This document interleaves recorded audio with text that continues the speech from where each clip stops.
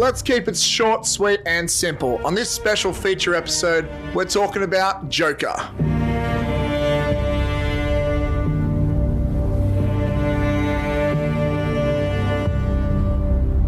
Matthew, welcome back. Welcome back to this special feature episode of Midnight Double Feature. What's going on? I'm nervous as hell because I'm using a very different recording setup. Yeah. Setup that's not. This is not even intended for podcasting.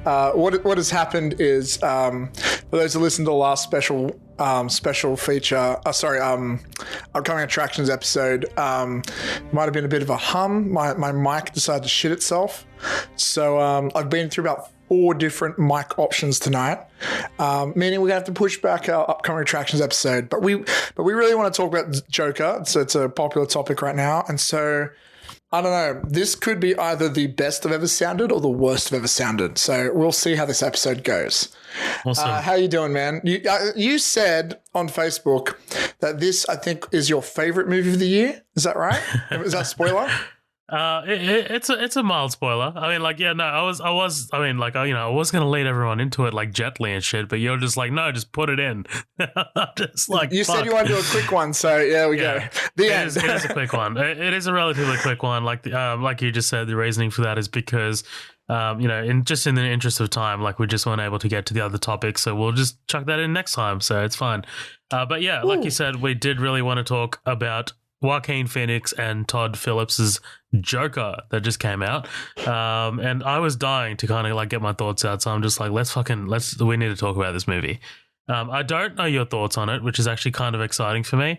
I think we have both seen it twice each, right? Yep, I saw it second time last night. Fuck yeah. I saw it, twice over the weekend, the long weekend that we just had here. But yeah, you are 100% right. This is one of my favorite movies of the year. But before I get into that and more, guys, thank you so much for joining us here at Midnight Double Feature for a special feature episode.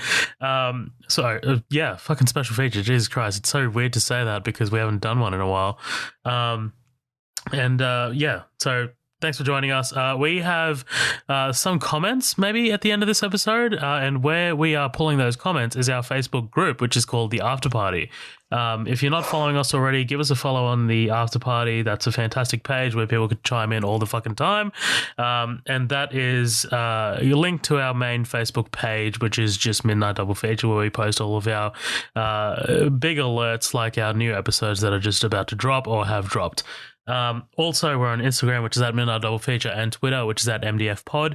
And please remember to stop and rate and review us on iTunes, because that really helps us in the future and how we develop our episodes and how we put things together. So we really appreciate that. But without any further ado, let's talk Joker. Matthew, hit me with your thoughts, because I'm sure the world knows my thoughts already. Bro, I think it'd be actually better if you lead it. Really? Okay. I think it'll become obvious why later, but I know you're going to have so much more to say than me. So please do the honors, please. Okay, so not only is this my favorite movie of the year, but I think this might be one of my favorite movies, period. Like, I'm just putting that out there. This is now... I'm so grateful you went first. Yeah, man, I walked out completely on a high note after opening night, and man, like I just had goosebumps, and like, I'm on the train back, like I have an hour train ride back, and like I was just thinking about it the entire time, and like, I was thinking about how much I didn't look away from the screen, or like how engrossed I was in it. It's been a very long time since I've just kind of like been so drawn into a film like this. Yeah. And it's definitely, the entire cinema was just quiet and just absolutely in it, dude. Like, it was just an absolute amazing experience. And even the second time, like, because this isn't a movie with high rewatchability. Like, it's really only a movie that, I think most people would go to once. But, us being us and being crazy fucking nerds, we're going to go multiple times. So, but yeah, man, this was just like I don't know, like, because, like, remember when the trailers were coming out and, like, we heard about this movie, it was just like, oh, God, why are they doing this? Like, you know what I mean? It was just such an eye roll reaction. And now, something I think we discussed early on, actually, I know I definitely said this, and I think you're in agreement with me, was like, this movie better be fucking good, because it's such a left of field concept. And still I look at it and it's like, what kind of madman would greenlight this film? It must have had the best pitch ever. And it ends up being ultimately, spoilers, it's a great film. But it is so out of the norm of what a major studio would do with a franchise like this. And it's weird. It must have been just a great pitch. Martin Scorsese. Like, he was attached to this. Yeah. Like, he was the big draw, right? Like, he was just like, I believe he was the driving force behind this. Was he attached? I thought he was just the inspiration. No, he was definitely producing. Yeah, for sure. Right. Okay. 100%. And then he dropped out completely, I think, to complete The Irishman, all 3.5 hours of that movie. So long. So long. I can't wait though. But yeah, and then, Todd Phillips took over, and I'm just like, man, Todd Phillips, the guy who did fucking Due Date and the Hangover movies and fucking Old School, why is he doing this very, very serious psychological film or, take on the Joker? And then I saw War Dogs, and I'm like, okay, like, he does have, like, now that I look at it, he does have like kind of like a serious side to his movies. I know that is weird to say. War Dogs does definitely have like a serious side to it, and Hangover, when they do get serious, they do have a serious side to them, and they look beautiful. Like, none of his movies look like typical low budget comedies. They actually look like a fantastically well shot film. What people need to realize, comedy is the genre that probably gets the least amount of props from like awards and like the Oscars and stuff, but everybody says it's the hardest genre to do. And that's why you see this revolution of comedic directors later on in their career, when they do take on serious films, they always knock it out of the park. I mean, just look at Vice and Big Short with Adam McKay. Adam McKay, like, best example, right? Right. Exactly. And here we go. He's another. He's another great example of it. Like, it's straight. It's funny that a movie called The Joker has almost nothing comedic in it, but it's one of the better serious films you'll see in 2019.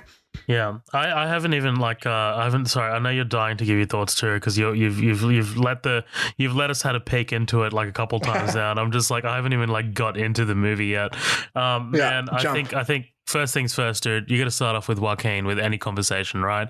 You got it. Dude, Joaquin fucking Phoenix. This is, if anything, this is a performance piece. Like, this movie it feels like it was written for a specific actor to come in and absolutely show their acting chops, and that's what this is. Like, this, like, man, his performance is outstanding. Like, just his small little things he does in the second, like this little stuff that you pick up the second time around, his rage, his quietness, like the laughs that he's able to, like, turn on and off at a fucking flick of a switch. It's fantastic, and he's just so engrossing to watch. When he's dancing. Okay, one of my favorite scenes in the entire movie. He shoots the 3 Thomas Wayne employees. Right. Oh, by the way, guys, obviously this is spoilers. If you're listening to this is spoilers. Just letting you know. Oh, are we doing spoilers? I gotta leave. I haven't seen it yet. Oh my god. You, Matt Vella, haven't seen Joker? All right. May not seen any comic book film. That's weird. No. But yeah, he shoots the 3 Thomas Wayne employees, and the first thing he does, he goes and runs and hides in a bathroom, and he dances. Like, he dances by himself, and like, to me, that says that this murderous, like, psychopath just... It's calming to him. It gives him peace, and I'm just like, man, like, that moment with the music in this movie is outstanding, dude.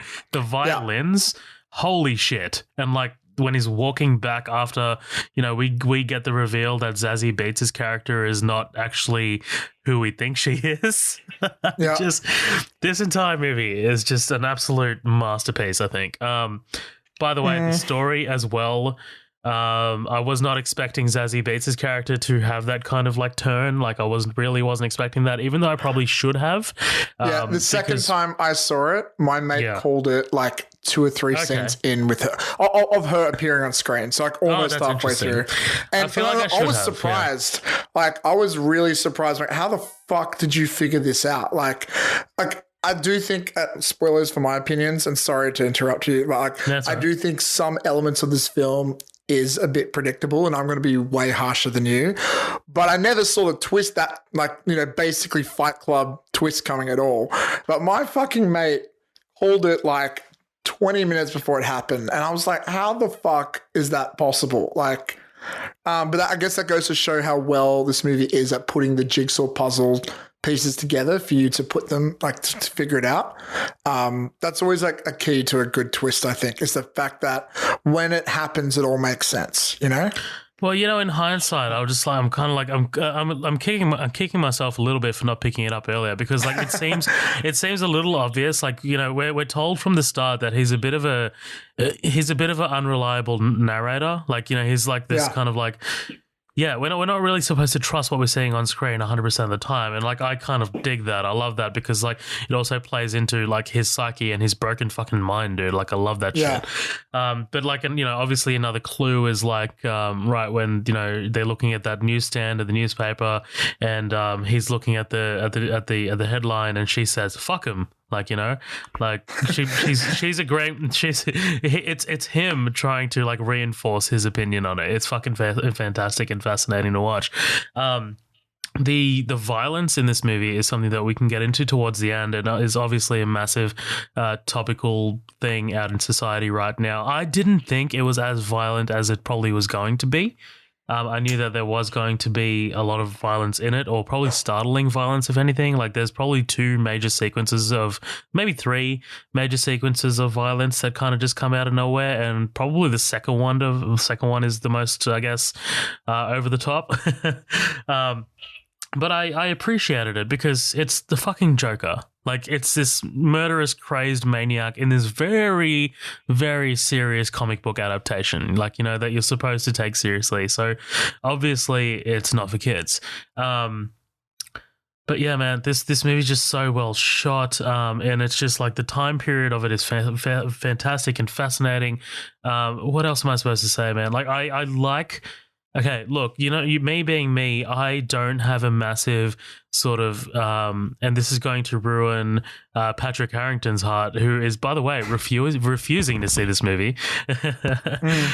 I don't have a big sort of like attachment to the comic books or who the characters were originally. Like, I like, you know, directors and filmmakers and creative people just taking liberties with the base elements of a character and making it their own.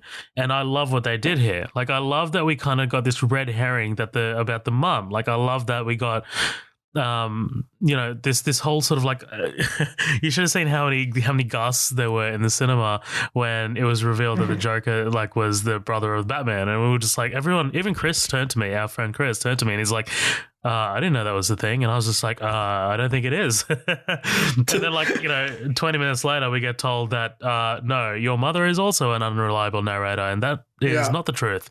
But really, that is also left ambiguous towards the end, right? Like, that's, you know, there are the letter, the photo, the photo, sorry, yeah. There are definitely some sort of like, you know, little loose ends hanging here that Todd Phillips has 100%, you know, done on purpose, you know, to generate, you know, conversation. So I gotta say, like, you know, I don't love fan theories, and I've seen this movie has sparked some stupid Are you about to tell me the one about how it's all in his head the entire movie and he's in the asylum the entire time?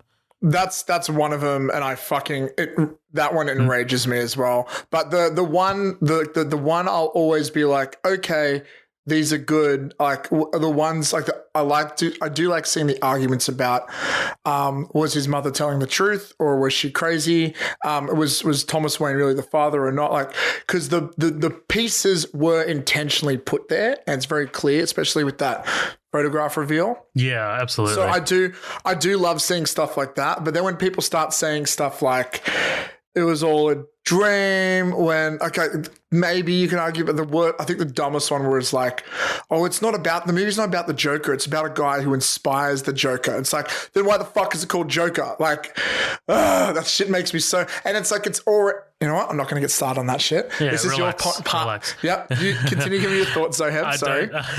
I have one more thing to say. Like, I mean, yeah, look, those fan theories are fucking ridiculous. That one about him inspiring the Joker is just straight up false because we actually see him become full-fledged the Joker at the end. So that's fucking false. The one about him being in the mental asylum the entire time, I did see one compelling piece of evidence, but I'm still not buying into that because I just had that. I hate that kind of storytelling where it's like, oh, they were asleep the entire time, or you know, like I hate that shit. I hate shit like that happens like towards the end of the movie where it's just like what you just saw all 2 hours of it didn't mean shit. Like I didn't like that kind of storytelling. But anyway, one of my favorite elements of this entire movie was and look, originally I was a bit down on it. Like I didn't really like the fact that they included Bruce Wayne in it as much as they should have. But after thinking about it, I kind of liked it. I like how the Joker's actions deliberately inspire the creation of Batman. I kind of dig that. I love how this goon that shoots them in Crime Alley says before shooting Thomas Wayne, you deserve this, or some shit like that. Like, you know, he says the movement that the Joker created inspires Batman to become who he is. And I hadn't seen that kind of origin story before. Like I've seen kind of like pretty much every fucking kind of Batman origin story, but I haven't seen one where the Joker inspires Batman to become who he is. And I thought that was kind of cool, man. Like I really appreciated that. I'm on the fence on that because on one hand, I'm sick of fucking seeing those two die in the alleyway. I see it. It's gonna happen. I think it's like my 8th time seeing. Or we used to make fun of Uncle Ben dying in Spider-Man films, but. Like literally, I don't know if we've seen a Batman film where they don't die at this point. I mean, but 3. Like, it's like at least 4, isn't it? I think it's 4 actually. I think Forever as well included one. So 89, anyways, Forever begins, and Batman vs Superman.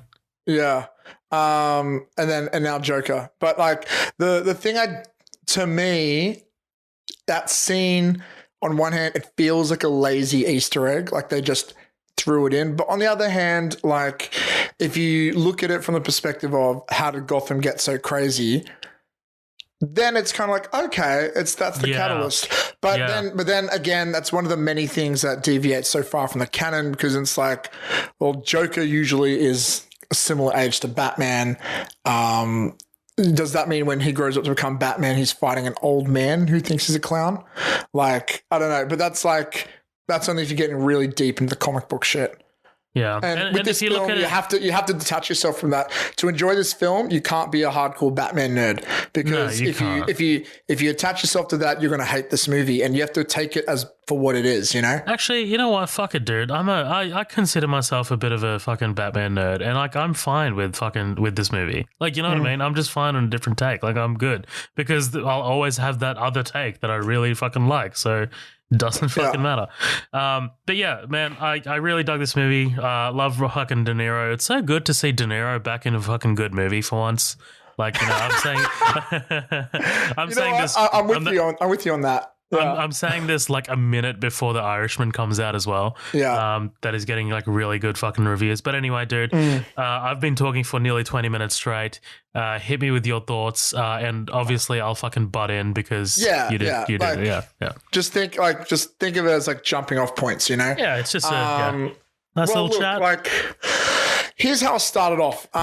So a bit of how the sausage is made with this episode. So I first saw this movie the day it came out, and I didn't really like it that much, to be honest. I could accept that it was a really well-made film, but I didn't love it, and I had a feeling maybe it's because I was looking through it at a certain lens or wanted something from it, and I was with people who also didn't enjoy it. Like, it's a casual movie-going fans, like they go into thinking they're seeing a Batman film, and there's like no explosions. So, and I think it wasn't just the people I was with, but the people around me. Like, there was there were some like people at the front who were like heckling the movie. One of them smoked a cigarette in the cinema.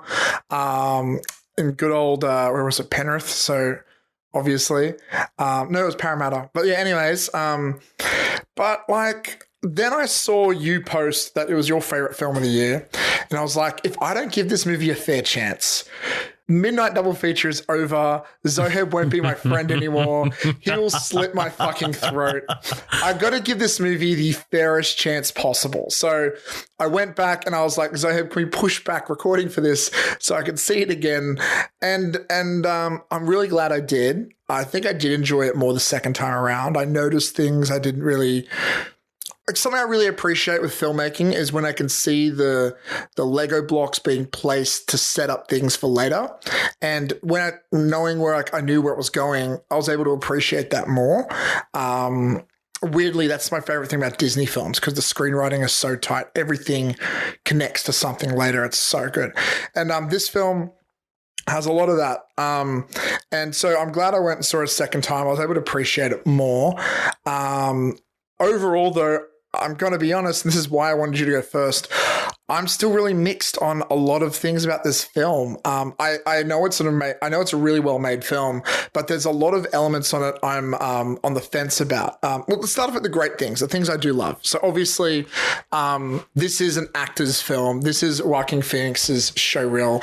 He's incredible in this movie. I love how he's shirtless so much of it, just so you can really appreciate how much physical commitment he went to this film, you know?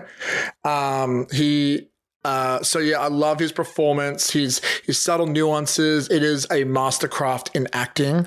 The amount of meat he had to chew on was incredible. I think my second favorite thing about the film, which I think it doesn't get enough credit for, is the production design. This film feels so authentic. It feels so realistic, which at times I think may work against it later on, which I'll touch on later.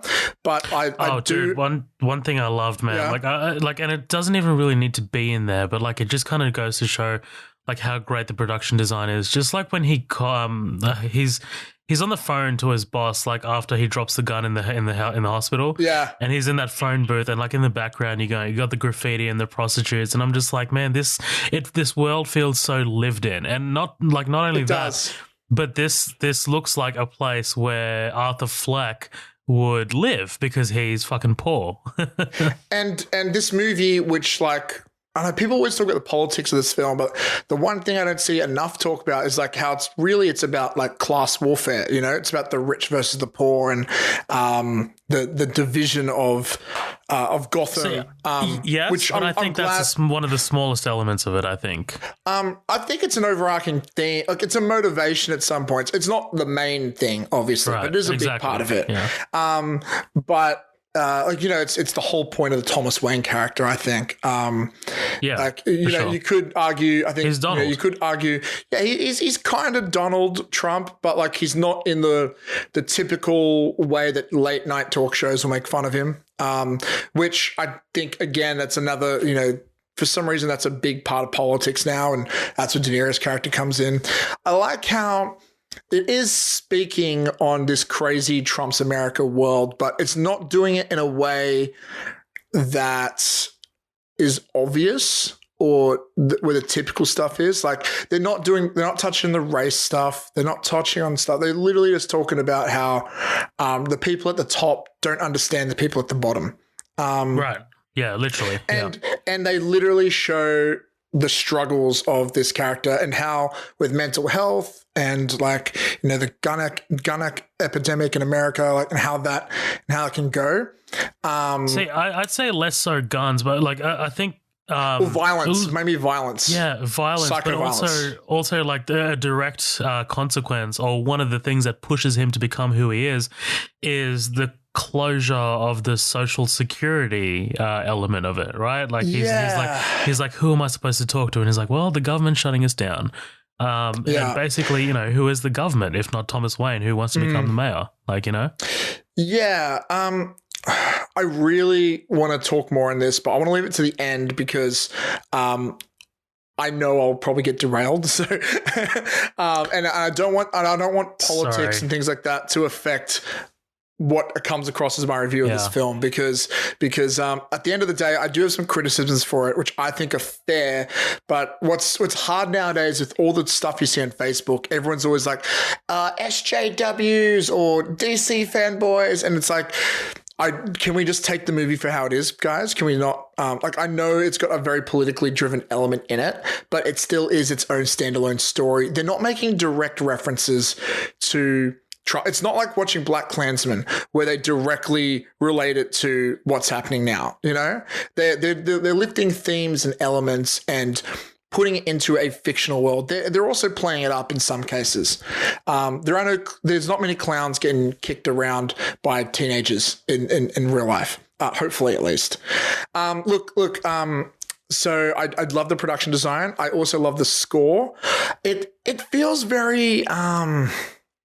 The score is okay. On one hand, they have like the classic music, but the way they use violins and stuff, they always seem to stop right before you expect them to continue. Like, it's very unsettling. And excuse me. Yeah, the music, it really stuck with me. The music, it made me uncomfortable at times. The themes and how they mix with the music, which is, I think, exactly what this film wants to do. It is a statement.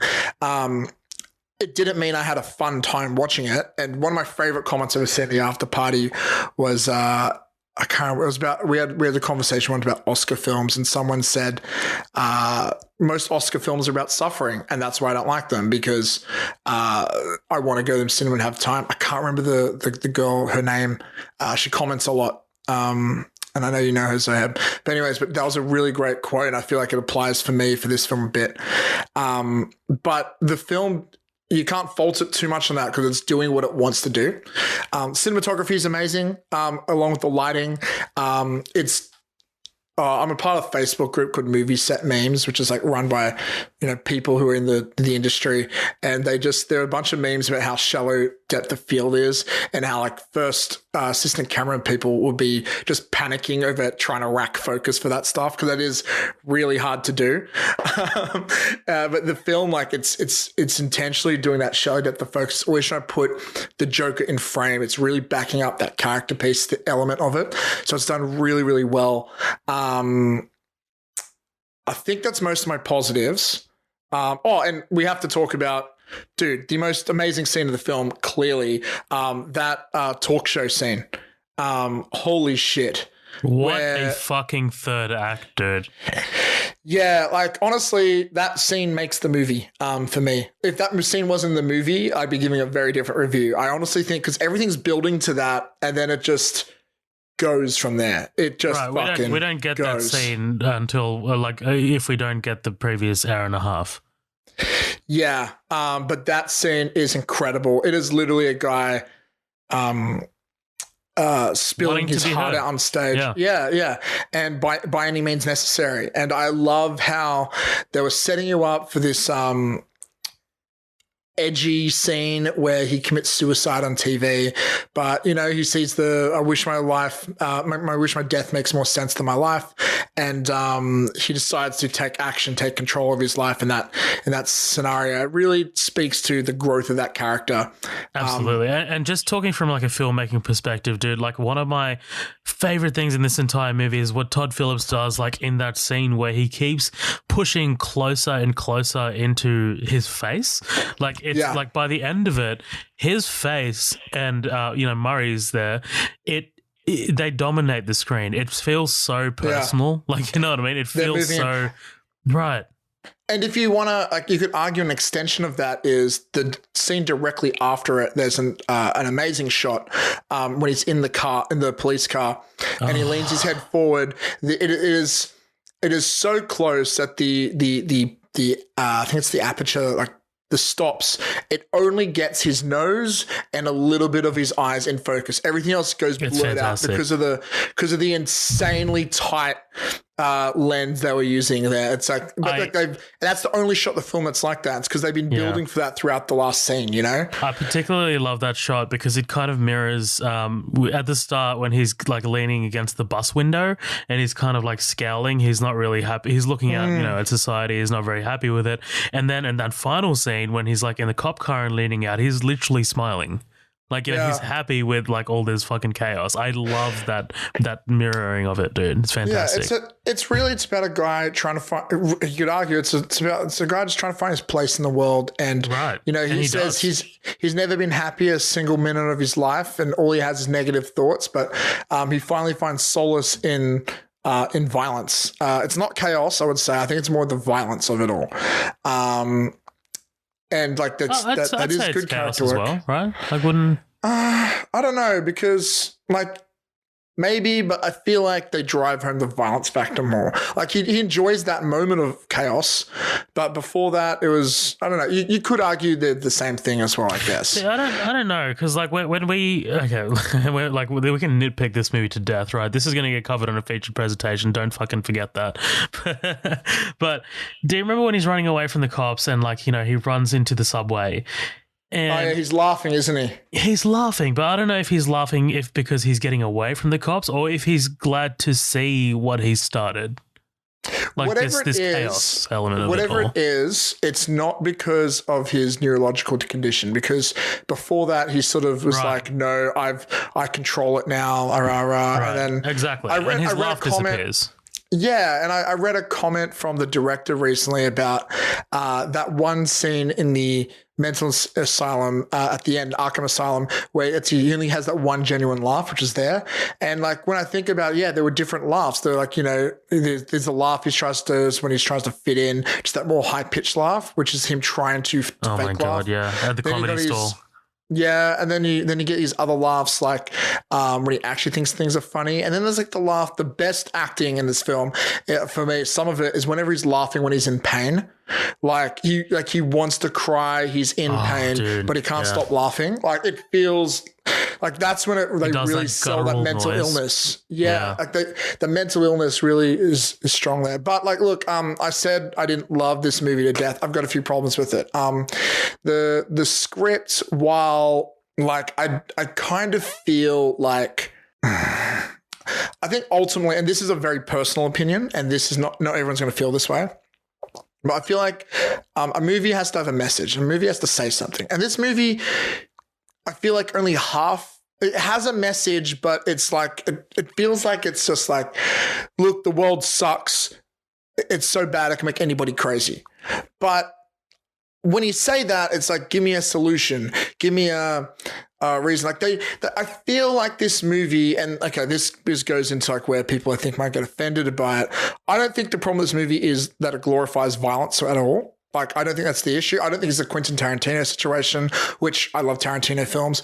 I think my problem with it a little bit is I don't feel like they ever show effectively that what he does is bad.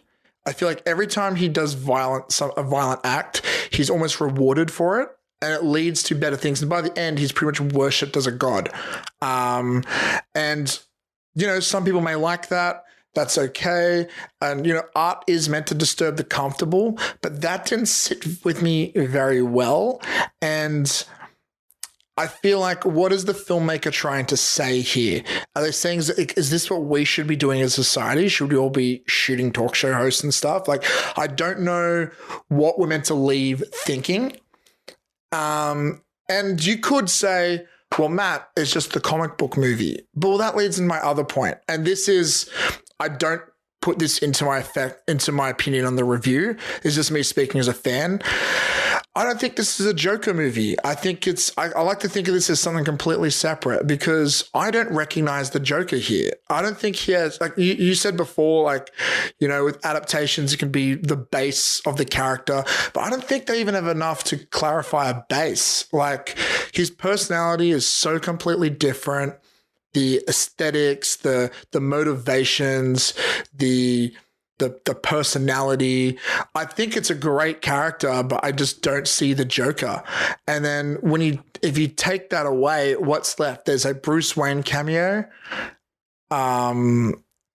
They go to Arkham for a second, but it's just a generic mental asylum. Like, I look at this and I don't see the Joker, and I don't see anything really super Batman-y. That's not a bad thing. Doesn't make it a bad film, but if they were to make... Actually, I do have a genuine question. I got a question. Yeah. So Isn't it like more of a? It seems like a bit more of an exaggerated version of the Joker origin we got in The Killing Joke.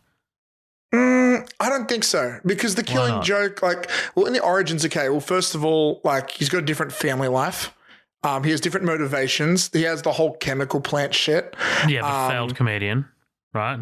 Yeah, He's but that's depressed. it. He's a failed comedian, but in that, and okay, admittedly, yes, he's broke in that. He has money issues, And but depressed. in that, like, but like the fact is, the personality element is the Joker's always coming up with plans. He's always a smart. He's always in charge from perspective of, I'm going to do this because I'm going to do this. In this, it's a guy who accidentally becomes this because he reacted to an impulse rather than he made a decision. And he doesn't really, like, he's mostly scared most of the time. He's mostly scared. He's mostly in pain. He's not like, he doesn't really enjoy the violence until the very end. Now, you could say, yeah, well, that's an origin story. Or it's like, well, I'm not seeing enough that takes me there. And then the fact that the laugh is meant to be like a neurological disorder. Well, that makes, or if that, like that's not why I see the Joker. The Joker was a sadistic guy who enjoyed it. So that's why he laughed. In this, by making it like a mental illness, I don't know. I don't really, it's not the same to me, you know? And then on top of that, like, you know, like the Joker was always this he was chaotic, he was crazy, but he was also very intelligent. Arthur Fleck, not very intelligent. He's just impulsive and crazy. And like, it's an amazing character. It's a better performance than most Jokers we've seen in things. But to me, it's not the Joker. It's another character that is amazing, but like, I just don't get that fanboy element out of that. Like, I don't look at him and I don't think the Joker. I get that. Yeah. Another character. I get that. I think I think to me, this is the Joker to me now. Yeah. To be honest, because I didn't watch the cartoons, although I'm very familiar with them. Obviously, I loved Heath's version, and I definitely loved Jack Nicholson's version, but I think this is the Joker to me now. Like, I think, but if this is the Joker to you, just keep in mind, you're going to be disappointed when you see other films, because they're not going to go this route again, because this is an original. But this is an original creation. I'm saying, you know what I mean? Yeah. No. Well, and so was Heath's version at a point, right? Like, and so was Jack Nicholson's version at a point. And well, so I can see relation, like I can see similarities between them. That's what I'm saying. I don't see similarities to this guy. But that's me. Like, others will disagree. Yeah, see, look, I don't need similarities just to tie it into a universe or something pre-existing. I just need something close enough. And for him to be even close, even living in Gotham and somewhat into violence and chaos, that's enough for me. Like, you know, I'm good. And I have a low bar, dude. Like, I'm not going to be someone who, like, I'm not going to be like, well, that's not Batman to me, or that's not the Joker to me. Like, I'm going to be like, well, because I'm 100% into fucking embracing new adaptations or like new takes on things. Like, you know what I mean? I'm not usually one to be like, why are they doing this or why are they doing that? I mean, I did definitely do that for this movie, because I was just like, why are they doing like a standalone Joker movie? Like, it's not going to work with Batman without Batman, but it did, in my opinion. I think you did raise something there just a little while back. Fuck, what were you talking about? It was about the political stuff, I think, in terms of was it about how they didn't directly lift things, but they just took themes and stuff? Yeah. So I did want to talk about that. So like, so to me, all right, maybe this is like where we can get into the fucking deep shit, right? Yeah. And man, like, we talked about this not being a longer episode, but here we fucking are. So movies don't have to have a positive message for me all the time. Like, that's not really something that I'm particularly. Yeah, I understand that. Yeah. Yeah, I mean, like, obviously, you know, positive films and positive messages are fucking great and all, but I think, you know, there's room for cinema. There's room in cinema for a movie like this, like, where there's, you know, some kind of like, I mean, it's nihilism, like, you know what I mean? Like, it's fucking House of a Thousand Corpses, you know, it's The Warriors. Oh, sorry, not The Warriors. It's, you know what I mean? I think if I could rephrase, I think, I mean, more like, I feel like the director's trying to make a statement, but that statement, it's like, what do I do with this? You know, it's kind of like, I feel like the movie thinks it's smarter than it actually is. It's smart in many ways, well, of like the mastercraft of it being made, but the story wise and the message, like, I'm just not saying my take on it. This is to me a cautionary tale.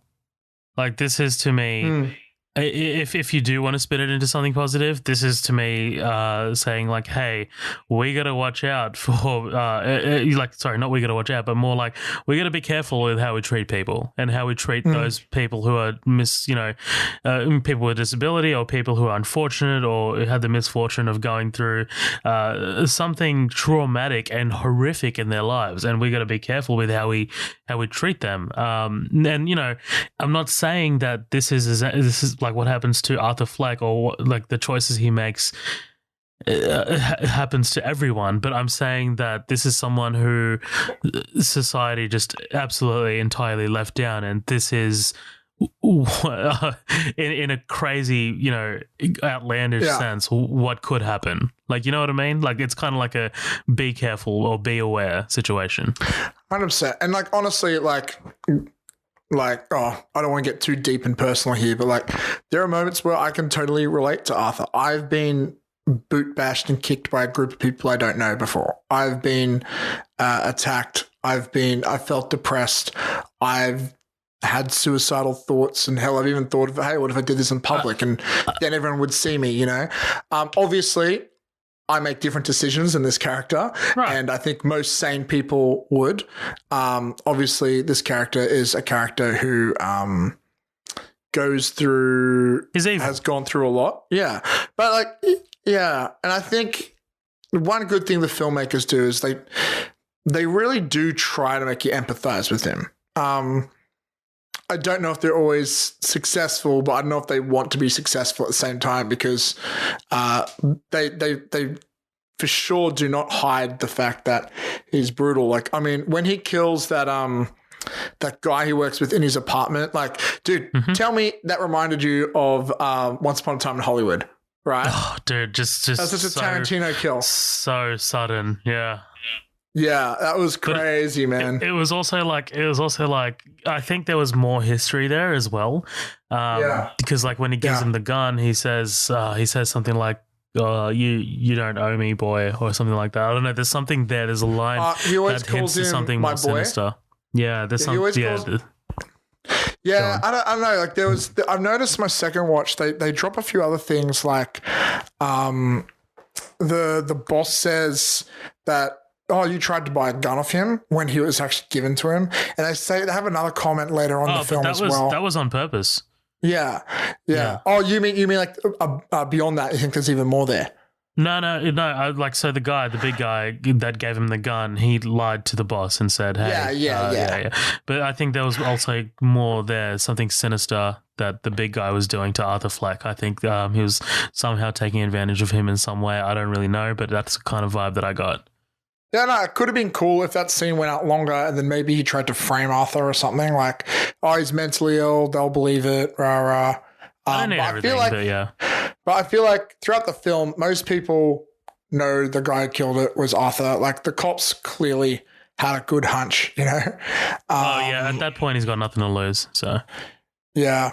I'm just trying to think if there's anything else that's worth mentioning in this film. There's a lot of actors that I was like, who is that? And then on my second watch, I realized, like, correct me if I'm wrong, but is Arthur's mum Sheldon's mum from Big Bang Theory? No, I don't think so. No? Okay. But I definitely know that in the mental, in Arkham Asylum, the admin guy is he's Paperboy from Atlanta. Oh, fuck yeah, dude. It's pretty cool. That's Brian Tyree Henry. He plays the voice of the dad in Spider-Man Into the Spider-Verse. Oh, does he? Does he? Fuck. That guy's got a bit of a career going for him. He's in Widows, dude. Like, he's in If Beale Street Could Talk. He's in Child's Play, the new one. Don't you remember? He's a neighbor. Was he? Yeah. Oh shit! I didn't. Yeah, you're right. Yeah. By the way, is Widows good? I never watched Widow. Widows is great. Yeah, Widows is fantastic. Yeah, it looked good. Anyways, I feel like I've covered most things I have to say on this. I think we both have. Yeah, I think we both have. If you want to give it a score, let's give it a score, and then we'll go to just a couple of comments we got on the after party. I guess we can bounce off there, really. Yeah. Or do you want to? We'll go. You know what? We'll go comments first, and then we'll go score. Yeah. Okay.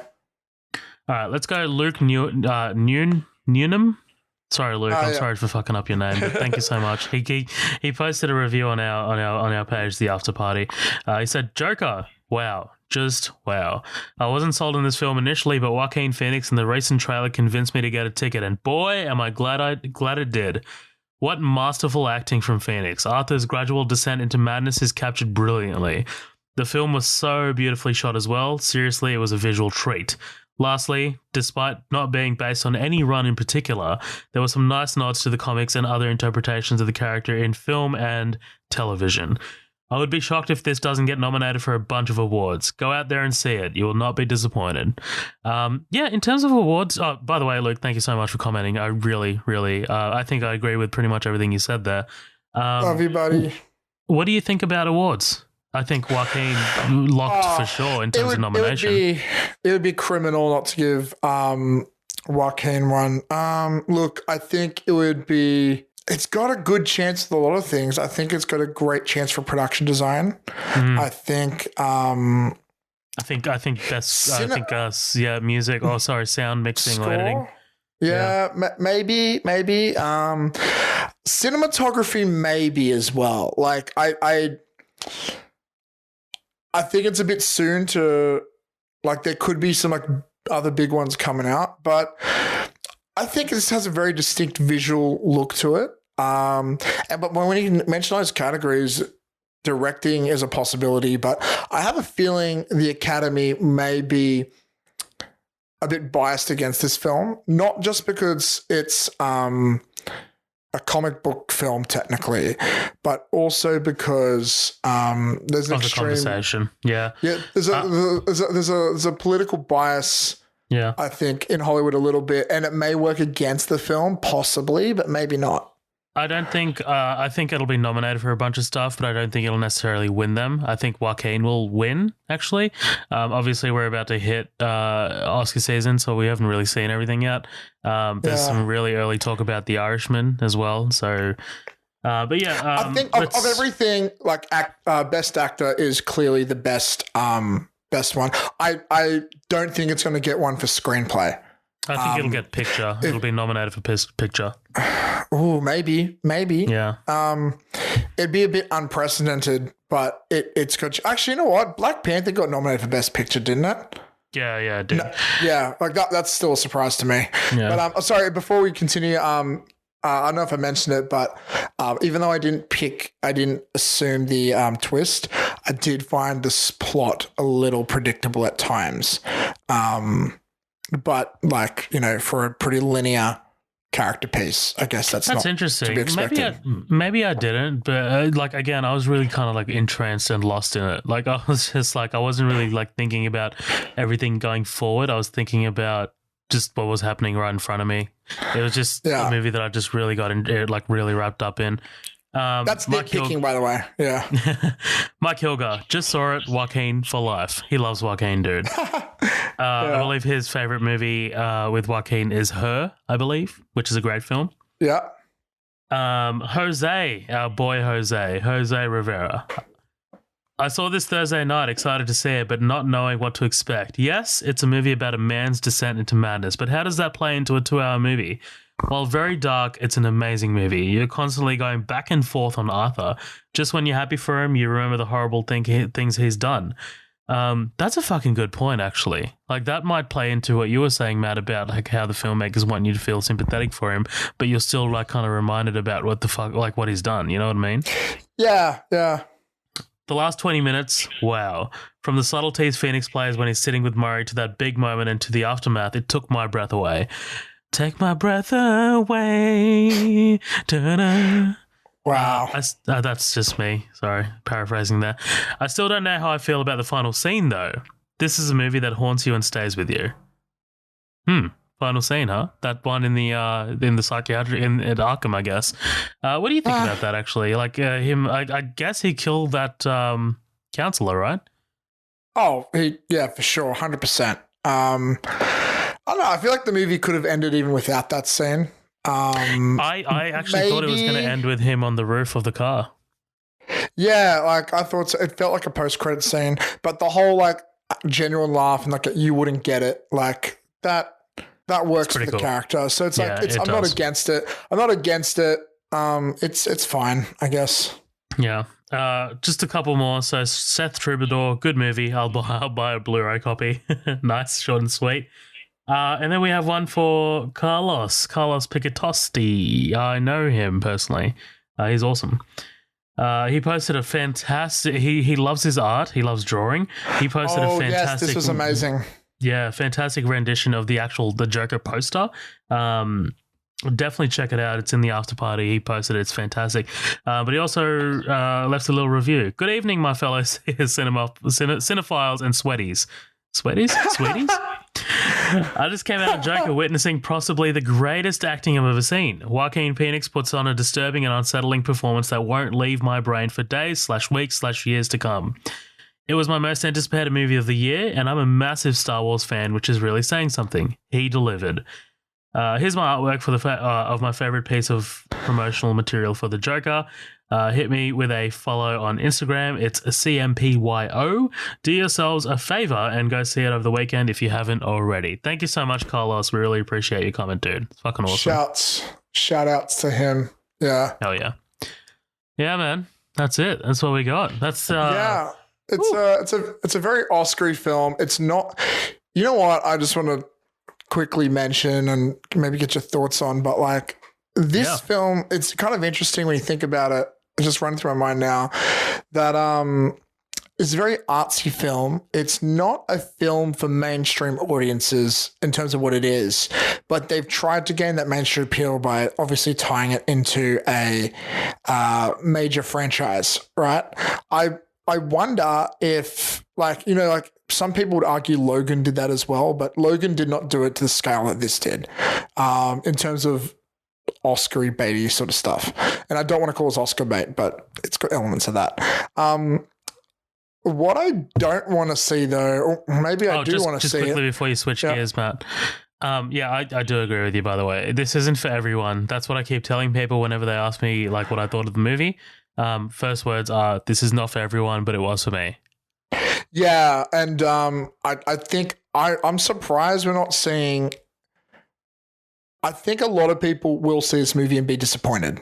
A lot of mainstream viewers, people who enjoyed Justice League, you know, a lot of them, like people who, you know, they're different, and like, you know, I think there's a world where this movie can exist, and so can Jared Leto's Joker and other stuff as well. Like, because they're two very different characters aimed for two very different purposes, made for different purposes. You know, this film is not meant to be the film that people who watch Avengers go see. You know, but we do. Like, do you know what I mean? And the people that, like, we do go see Avengers, and we look. But we're not in the mainstream. You know what I mean? Most people don't. The people that I saw it with kind of are not Chris. I'm not saying Chris, but like the other person that I went to see it with, she is like she fucking came out like loving this movie. And I think the way they tell this story is kind of relatable, right? Like it's not rags to riches, like, you know, like Scarface or something, but like it's somewhat relatable. Like, you know what I mean? Everyone has a breaking point kind of thing. Yeah, I think it depends on the mindset you're going with this movie. If you're going in wanting to see a movie about the Joker because you liked him in I don't know, one of the Batman movies, you might not be on board for this because of just what it is. You know, it's not made for that audience. It's made for people who can appreciate no, to quote Martin Scorsese, real cinema. Oh, gee, let's not get into that. Yeah, it's for that. But like, I wonder if, and I don't know if I'm excited or if I hate this, but what if this would start a trend of trying to make artsy, Oscar Academy appreciating films using popular characters? Like, what if we see, I don't know, an emotional story about Optimus Prime?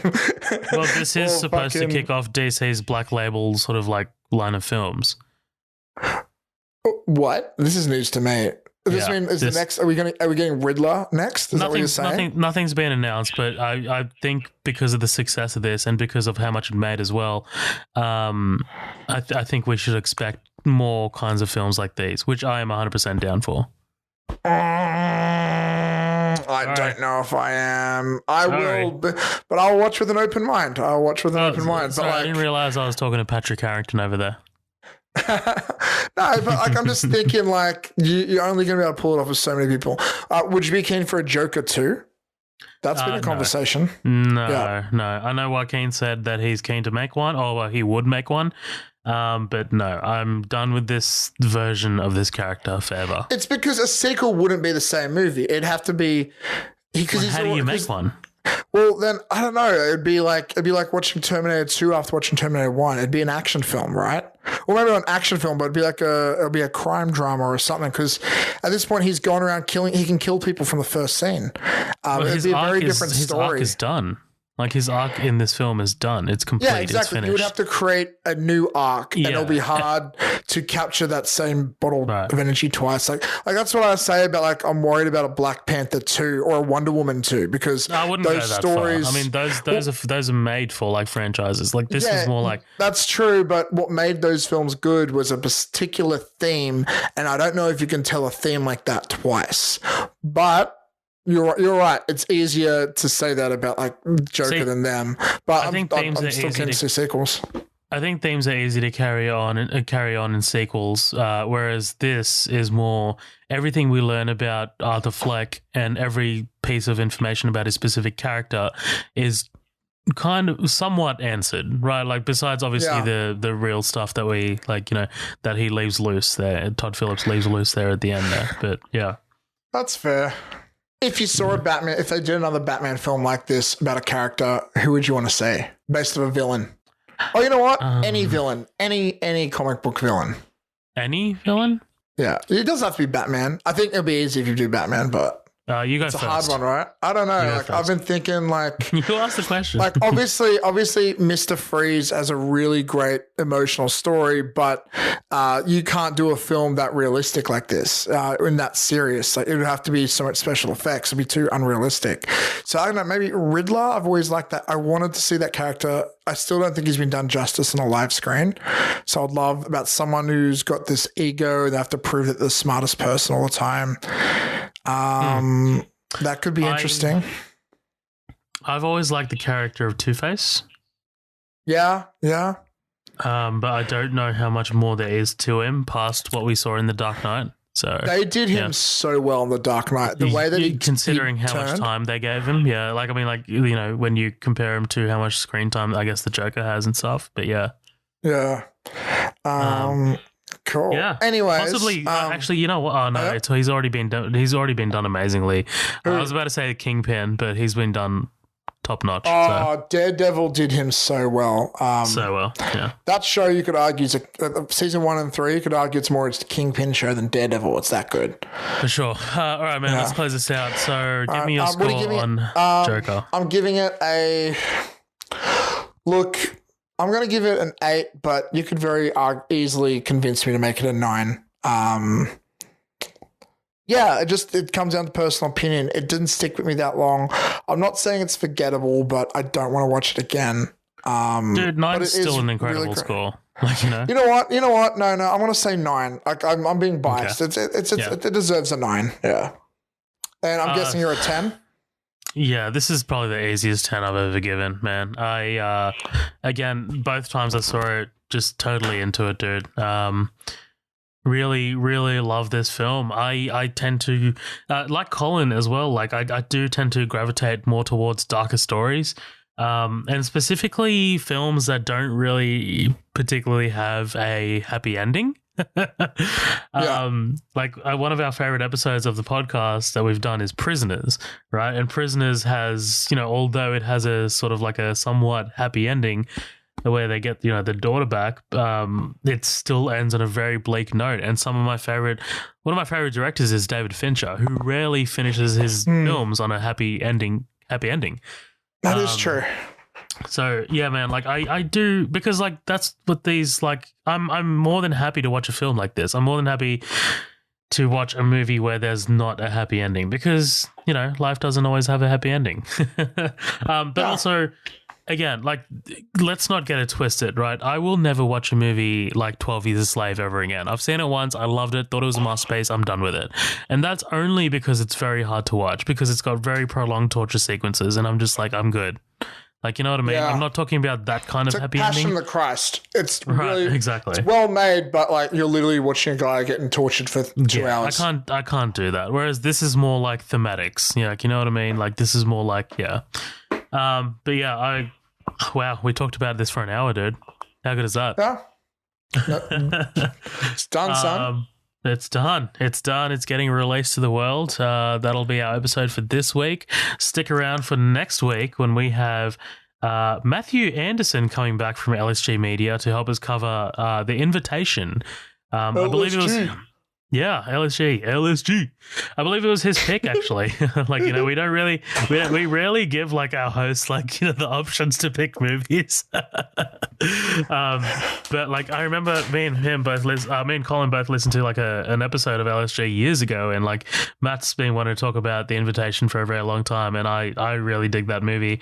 I don't know about Colin. I think he likes it. I'm not sure, but I guess we'll find out, right? So yeah, really stoked to have Matt back on. And cover The Invitation. Matthew Vella, what do you have to say before we head out here? If you want to see a lot of shittier films that are nowhere as good as these, that are much cheaper, they're great. and see where my ego comes from, you can find me on Facebook at Velomat Films. I'm really excited this weekend. I have a comedy short screening at Monster Fest in Melbourne, and at the same exact time I have an action film of mine screening at Thriller Chiller in Michigan in the States. So that's a cool Saturday for me.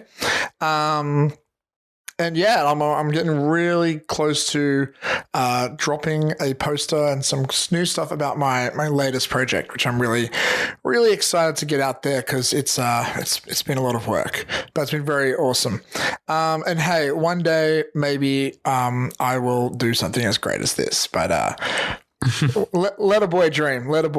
Anyway, so yeah, that's Velomat Films on Facebook. But you're not here for that. You're here for Midnight Double Feature. And if you don't know where to find Midnight Double Feature, there's our Facebook, there's our Instagram, Midnight Double Feature, MFD Pod.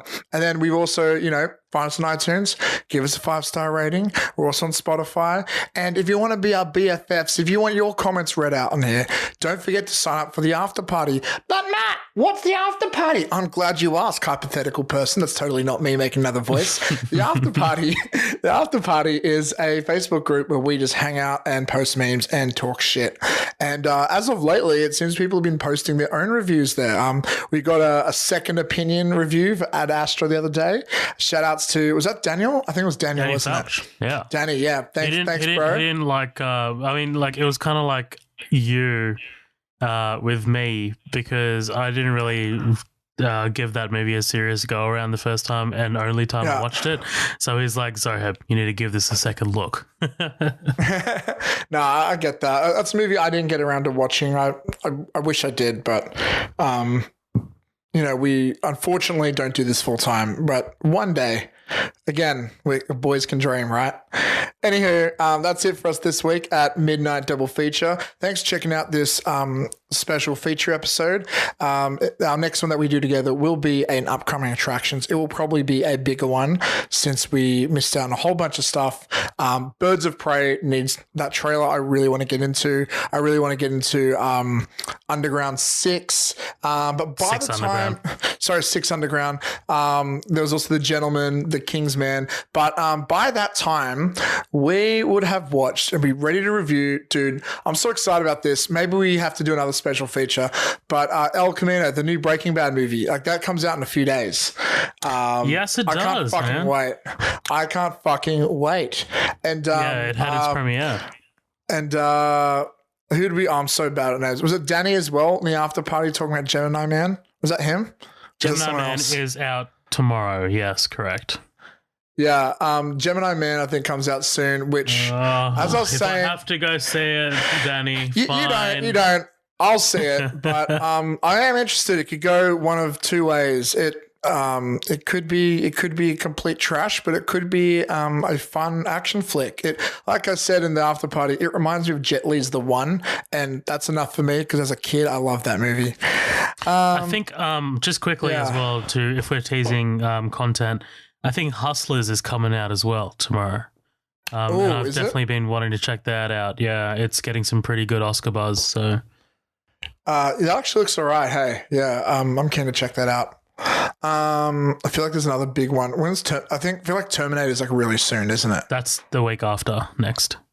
Yeah. Cool. Yep. So we're going to be really busy over here at MDF. This is probably the longest outro we ever did ever. So instead of just saying goodbye, do you want us to talk for another 3 hours? How was your day? How you doing, Matthew? How you doing? I'm pretty good. Just fade out here, I think. All right. Thanks very much, dudes. Thanks for hanging out. We have a lot of fun doing this, and we hope you enjoy listening too. So, yep. Laters. Take care of yourselves.